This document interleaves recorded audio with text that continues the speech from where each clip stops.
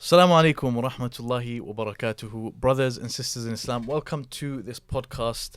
MashaAllah, it's a new thing that we're going to be doing on your channel, inshallah ta'ala. We're going to be having different topics that we're going to be discussing, bi'idhnillahi ta'ala. We're going to be doing a Q&A in each segment.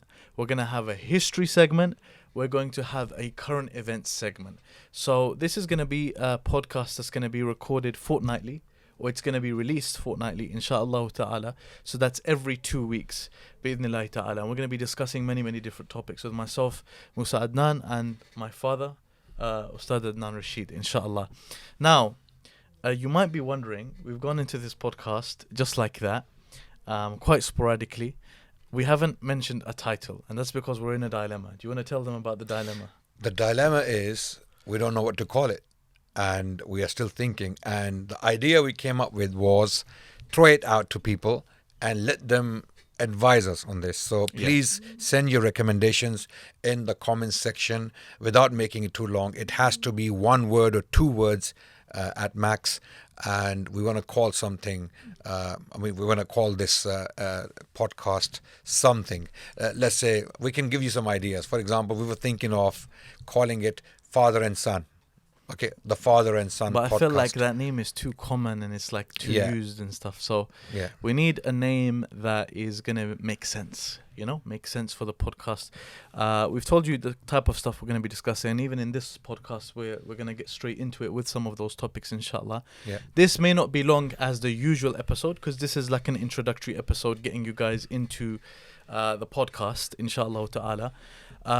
I think the first things first, maybe we should just get straight into it. So, guys, before we get into that, go for it. I just want to explain very quickly why we want to do this podcast in this way. Why is this podcast any different?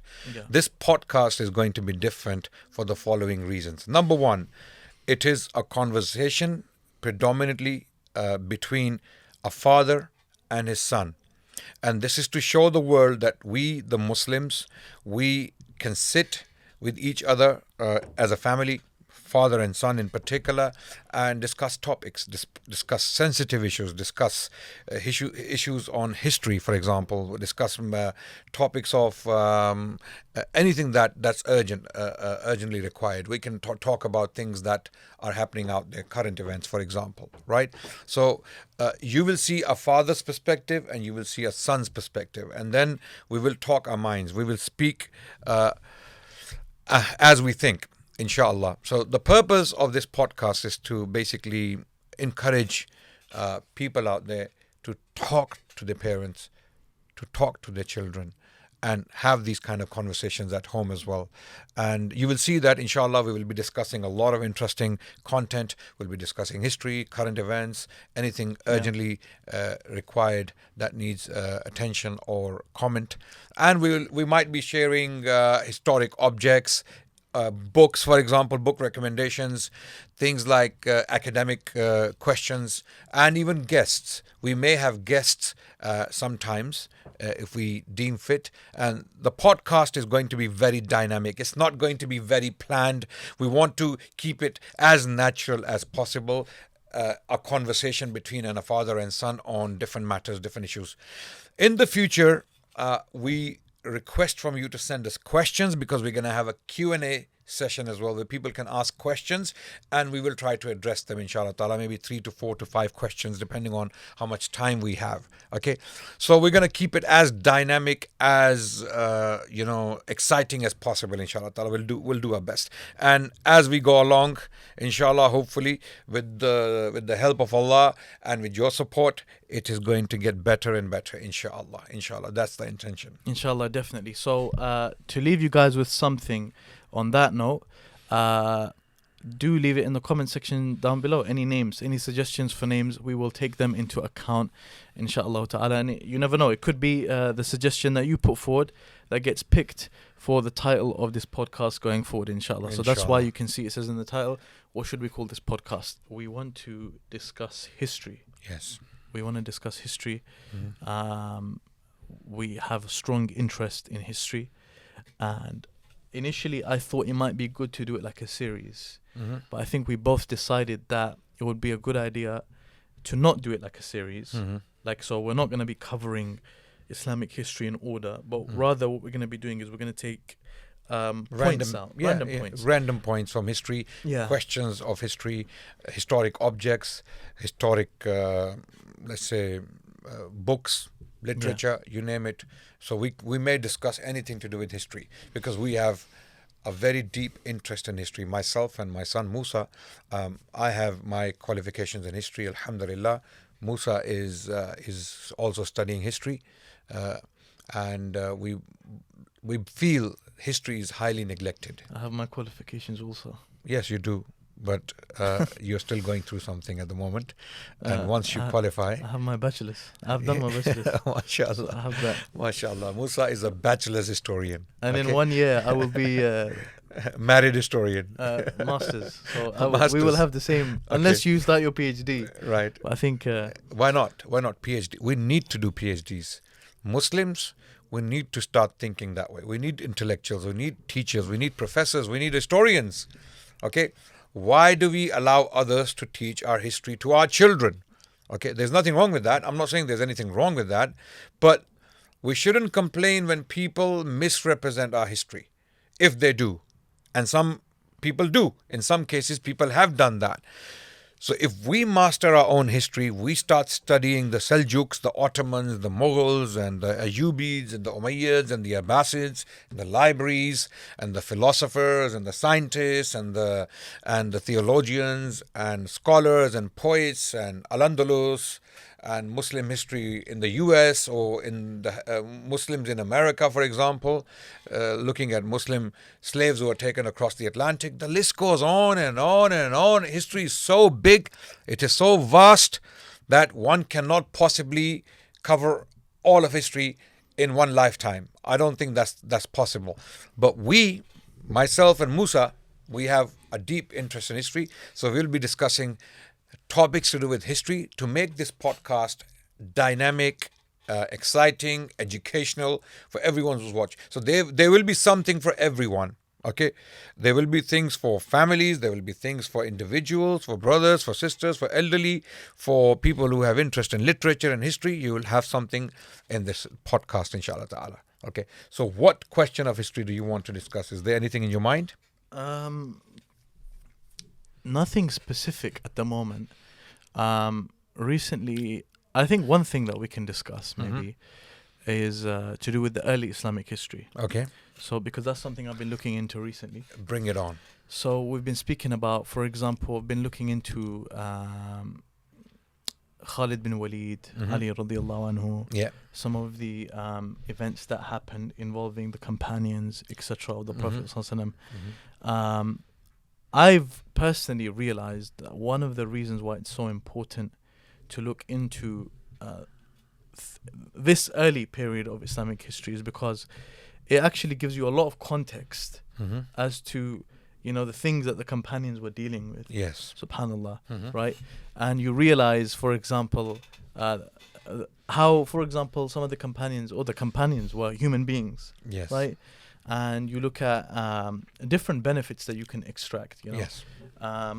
So for me personally, it's been very, very interesting looking into that period. You know, the Umayyad period, how the Umayyads came about, right? You have the Khulafa al-Rashidun, Abu Bakr, Umar, Uthman, Ali, radiallahu anhum. And then you have Hassan, radiallahu anhu.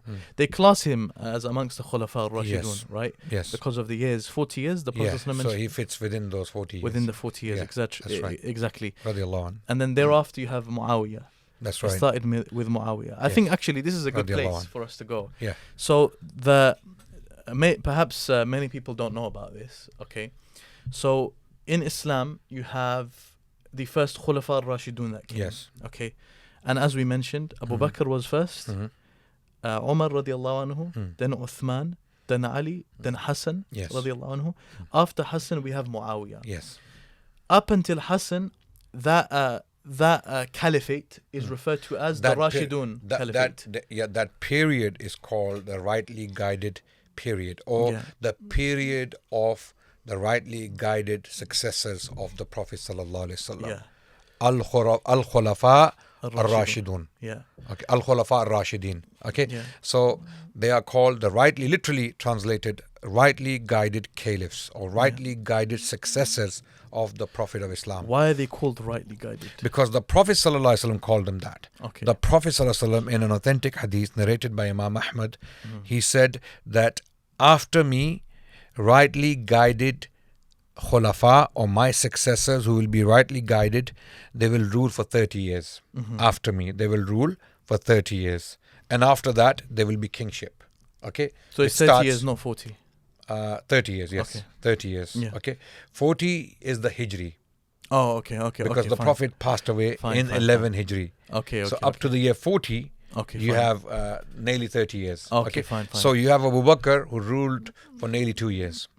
Then you have Umar radiallahu an, who ruled for nearly 10 years. Yeah. Then you have Uthman who ruled for nearly 12 years. The reason why I'm saying nearly is because of the calendars, depending on which calendar you're looking at, Gregorian calendar or the Hijri calendar, the lunar calendar. Okay, so nearly 12 years, Uthman. Then Ali radiallahu an, nearly 4 years, and then 6 months remaining was Hassan radiallahu an, before he handed over power to Muawiyah radiallahu an to form unity between the Muslims, because Muslims during the reign of Ali bin Abi Talib radiallahu an, Muslims had been divided due to the controversy caused by the murder of the third caliph Uthman radiallahu anh. Okay, so rightly guided caliphs or rightly guided successors of the Prophet Muhammad sallallahu alaihi wasallam ruled for 30 years, and that includes Hassan radiallahu anh.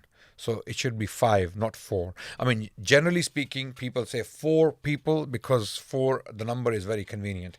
But technically, if you calculate the time properly, then it's 5, including Hassan radiallahu anh. Even in amongst Western historians, they call that caliphate the Rashidun caliphate, and they even include Hassan actually. Okay. They include Hassan. Yeah, that's because of the hadith. Yeah. They include Hassan. Okay. No, I'm saying even non-Muslims, Yes. right?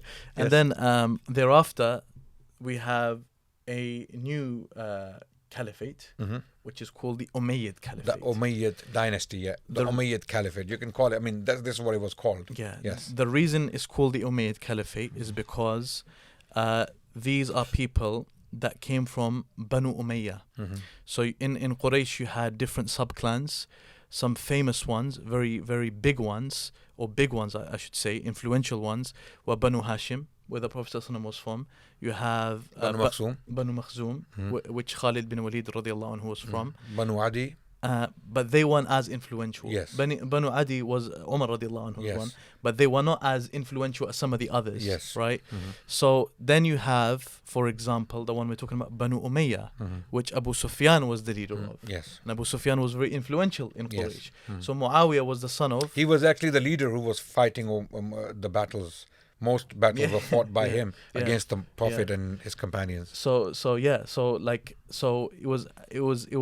was Abu Sufyan that was doing that. He was very influential from Quraysh. Yes. So obviously later on, Abu Sufyan became a Muslim. Muawiyah radiallahu anhu, Muawiyah became a Muslim.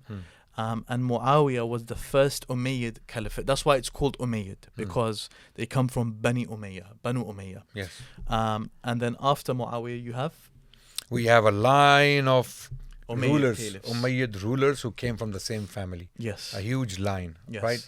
And Umayyads ruled from about 40 Hijri to 132 Hijri when they were actually ousted by another dynasty that came to power called the Abbasids, Banu Abbas, the children of Abbas, the uncle of the Prophet of Islam, Prophet Muhammad sallallahu alaihi wasallam. So the first dynasty of Islam after the rightly guided caliphs was the Umayyad dynasty, and then came the Abbasid dynasty.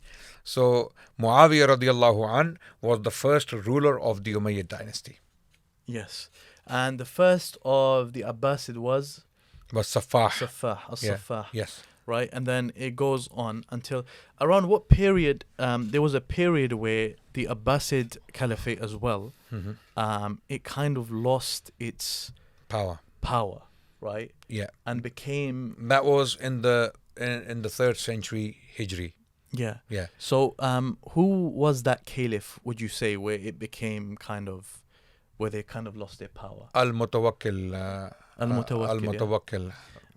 and they came underneath the Turkish was it what generals. Yeah. So the Abbasids had a Turkish contingent in the army, Yeah. right? When we say Turkish, we mean people from Central Asia. Turkic people. Turkic, yeah. They became very powerful, and slowly and gradually they gained more power than the caliphs themselves. Yeah. This is a long story. Yeah, How this happened. Yeah. Okay. First, the Abbasids are very powerful, starting from Al-Mansur, and then Al-Mahdi, then Harun Rashid, Yeah. and then we go on to Al-Amin and Al-Ma'mun, and then Mu'tasim Billah. Yeah. Then we have Wathiq Billah. Yeah. Okay. Then we have Al-Mutawakkil. It was after the killing of Al-Mutawakkil when Abbasid Dynasty went into a sharp decline, and the Turks, they started to gain more and more power, Yeah. and the Abbasid Dynasty never fully recovered. Yeah. So very, very powerful, very interesting history. Yeah, yeah, There is a book by Tayyib al-Hibri on the Abbasid Caliphate, published by the Cambridge University Press. Very, very good introduction to the Abbasid history. Yeah. If those of you who are interested in reading, please do look into this book. Definitely. Tayyib al-Hibri. So I think what we've done there is quite excellent, actually, mashallah. I didn't intend that, but we've given you guys a brief, very, very summarized breakdown Yeah. of the early Islamic history after Yes. the Prophet ﷺ, of Sallallahu course. Alaihi Wasallam. A period which I think is very, very interesting. You know, when you look into the period, you realize the human nature. Even when you read detailed into some of the stories, Yeah. that happened with Al-Amin. Yes. And Al-Ma'mun and Yes. stuff like that. You see Fascinating. the human side of people. The human side of people, and how power can get the best Of people. Sometimes brothers against brothers. And a lot of the times, when people are reading these histories, they say, how can two brothers fight each other and they're kill each other? Muslims and- But they don't understand the dynamics. People don't know how these brothers lived, and whether they were actually brothers like people are brothers today.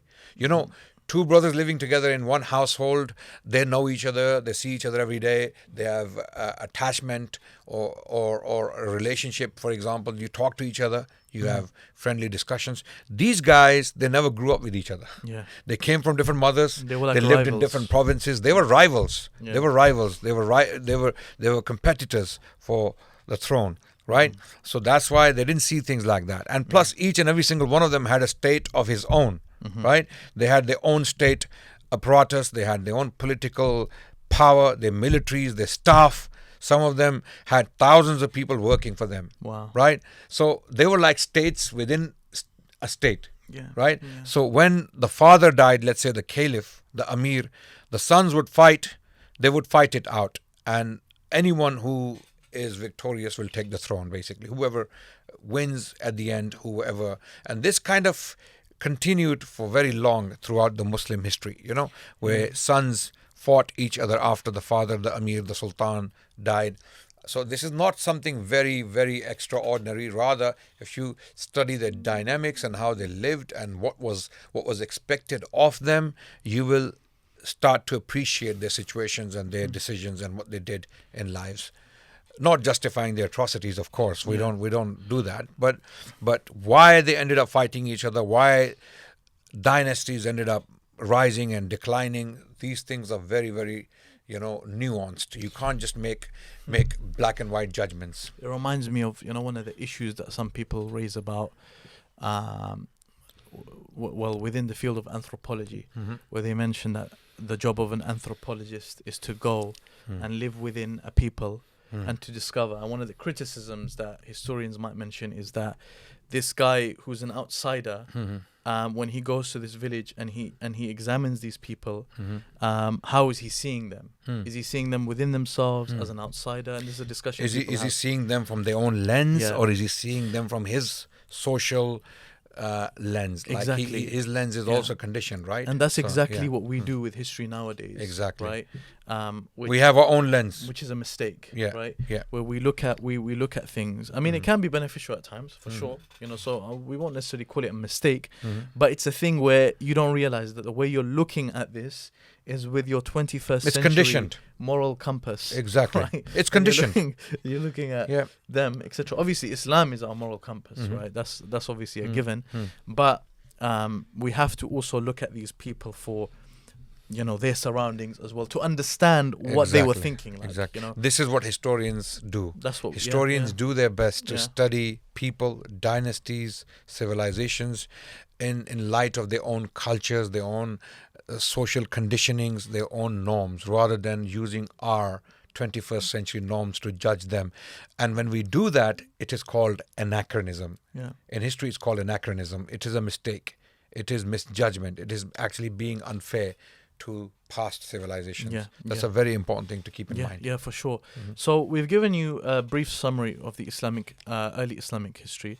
I was reading actually, and they were mentioning that there were 4 main caliphates that they would call them, and I think the first one was definitely the Rashidun Caliphate. The second they referred to as Umayyad. Third, Abbasid, and the fourth, I think they included the Ottomans within that. Well, Right. yeah, historians, They include Ottomans within yes, that. Yeah. yes. It became a caliphate. I So- mean, there is but- another one in Spain, Yeah, the Umayyad Caliphate. It's also there. but is that not? And if we're connected? looking at Sunni caliphates, Yeah, yeah. these are the Sunni caliphates. Yeah. Okay, yeah. but there was a Shia caliphate as well, Is the that Fatimids. Yeah. The Fatimids in Egypt, Yeah. right? Okay, the Sunnis don't accept it as a caliphate, as a valid, as a legitimate caliphate, but Okay. it did exist. It was So, there. so when we're speaking about, for example, the Ottomans, Yeah. there's a question that arises that some people discuss, which is, a Khalifa, arguably, or it has been argued, needs to be from the family Quraysh. of the Prophet Yeah. ﷺ, Quraysh. That's right? because of the hadith of Qurayshi. the Prophet ﷺ. Right. Al-A'immatu min Quraysh. Okay. Yeah. So now, what then becomes the case for the Ottomans? Well, it is a highly debated, a very contentious issue. Yeah. Okay, there are traditionalists who don't accept Ottomans as a valid Khilafah. Ottoman Caliphate as a valid Khilafah. They Is it don't, because of this? Because of this hadith. Okay. Because of the hadith. Okay. So the muhaddithin Yeah. are focused on the hadith that states Al-A'immatu min Quraysh. Leaders are from Quraysh, Yeah. from the tribe of Quraysh. So that's why, strictly speaking, they say the institution of Khalifa or Caliphate can only come from Quraysh. Okay. Okay, but they can be sultans, Who are amirs, Muslims. rulers, kings who can be Muslim, righteous Muslim rulers who rule by Sharia. Their kingdoms or their you can say state is a legitimate state. Okay, but Yeah. they are not, strictly speaking, caliphs. So let me ask you a question that some might find controversial.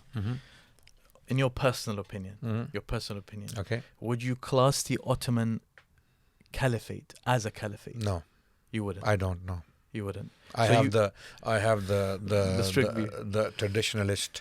So you would say Muhaddith, the. hadith view, the strict biased view, if you want to call it that. So you would say But I don't have a problem with Ottomans being rulers, kings who rule no, by Islam. Of course. Okay. Yeah, from time to time, Yeah. place to place. Mhm. The Ottomans have virtues and they have vices. Yeah. So maybe they we are- can have a they- whole episode on Ottomans. Absolutely, we can discuss Ottomans so now- separately. Yes. Here's a question now. So the only caliphates that you would say are the Islamic caliphates are the Rashidun Caliphate, Yeah. Umayyads and Abbasids. That's it. And Caliphate in Spain. And the Caliphate in Spain. Yeah, Umayyad Caliphate in Spain. Was that linked to the earlier Umayyad Caliphate? Yes, it was. Yeah. Yes. Yes. Okay. So these people can legitimately claim to be caliphs, strictly speaking, Okay. in the Islamic sense. If they claim to have the institution of caliphate, So you would say Sultan Abdul Hamid II, for example, that wasn't was the a last, righteous king. but it wasn't the last Islamic caliphate. No, I don't 1924. believe he was a caliph. Okay. I mean, this is my personal belief. Yeah. I don't mean to hurt people's No, that's- sentiments. There are people out there who love I love the Ottomans, by the way. Yeah? Don't start cussing us. No, this is your in the opinion. comments. Yeah, Yeah, I mean, it's- my opinion is based upon my convictions Yeah, that's that it. come from the Hadith literature Yeah, no. and Sharia, as I understand it. Okay, people are very free to disagree with me. They don't have to accept my view. some people, they insist that Ottomans were a caliphate. The institution, okay, was there. I don't believe that. Strictly speaking, Ottomans were a dynasty. Okay, they were kings. Many of them were righteous kings. Yeah. Okay, and I leave it as that. Inshallah. Yeah.